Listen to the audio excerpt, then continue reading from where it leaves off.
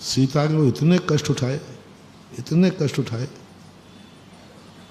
पर सीता कहती है काय का कष्ट है, पति मेरे साथ। कष्टों का वर्णन दोनों दर्शनों में, जैन दर्शन और वैष्णव दर्शन में, सीता ने जो वनवास में कष्ट उठाए हैं, राजकुमारी थी, कहाँ चल पाई, कहाँ क्या हुआ, लेकिन सीता ने पूरी जिंदगी में 14 वर्ष में कभी रामचंद्र जी को उल्हाना नहीं दिया।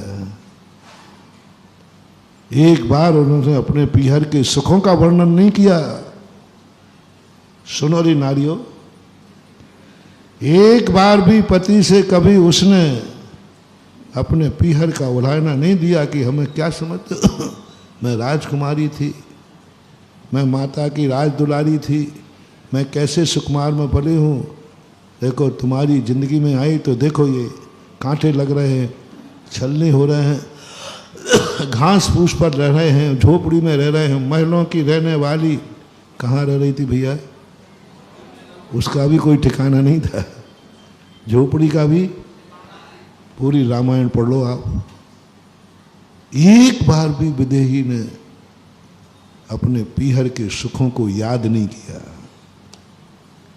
एक बार भी उसने उल्हाना नहीं दिया, एक बार भी लखन भैया से नहीं कहा कि तुम्हारे घर में आकर हमें क्या सुख मिला है, क्या सुख मिला है।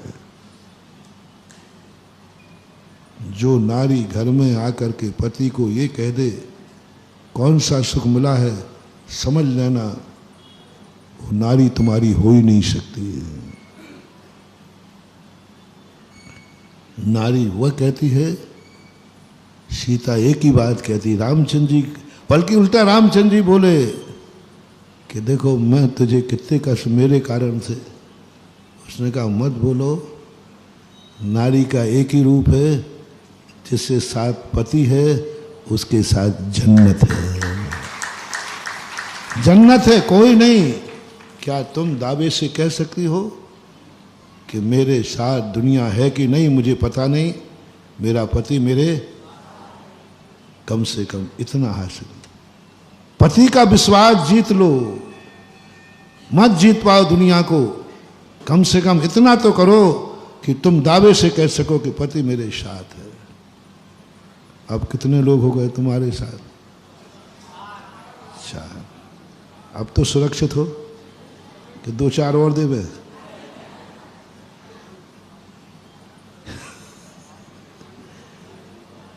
किसको दे दूं अब 2-4 में? भाई को ले लूं?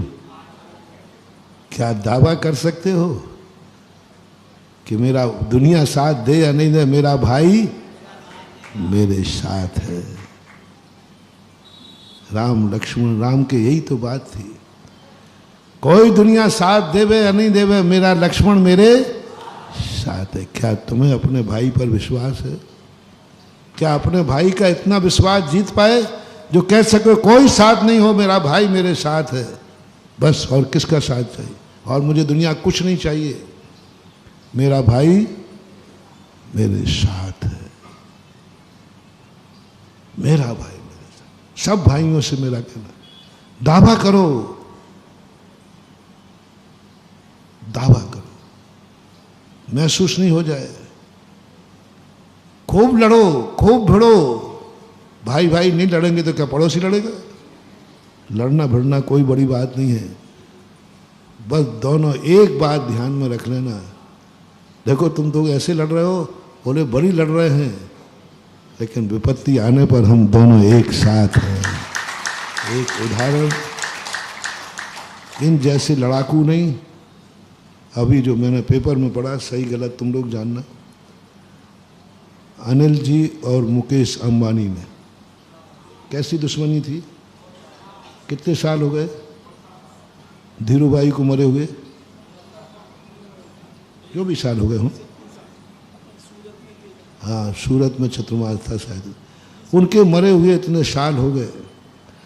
दोनों की लड़ाई जग जाहिर है कि नहीं, कितनी जबरदस्त लड़ाई, ऐसे दुश्मन भी नहीं लड़ेंगे, ऐसे दुश्मन भी नहीं लड़ेंगे लेकिन अभी कुछ महीने पहले एक भाई को 250 करोड़ रुपए का कोई लोन फोन जो भी रहा हो, डिटेल में नहीं जा रहा हूँ, सारी दुनिया कहती है अब ये भाई रोड पे आ जाएगा, ये भाई जेल में सड़ेगा, जो भी होता हो बैंक, या तो जेल में सड़ेगा, रोड पे आ जाएगा, बर्बाद हो जाएगा। सारे जगत में एक ही बात थी, चुका ही नहीं सकता वो, उसके पास है ही नहीं, कोई साधन नहीं था। सारे जगत में पेपर रंग गए थे कि धीरू भाई का एक बेटे का ऐसी दशा होने वाली है।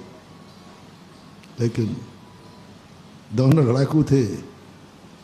एक भाई ने कहा किसके ऊपर बात कर रहे, किसके ऊपर ये संकट है, मेरा भाई वो रोड पे, मेरा भाई वो जेल पे, उसको पता ही नहीं चला और 250 करोड़ जाकर बैंक में भर दिए, भाई को बचा लिया। कहाँ लड़ना भड़ना बुरा है, ये तो मजीरा है, बचते रहते हैं।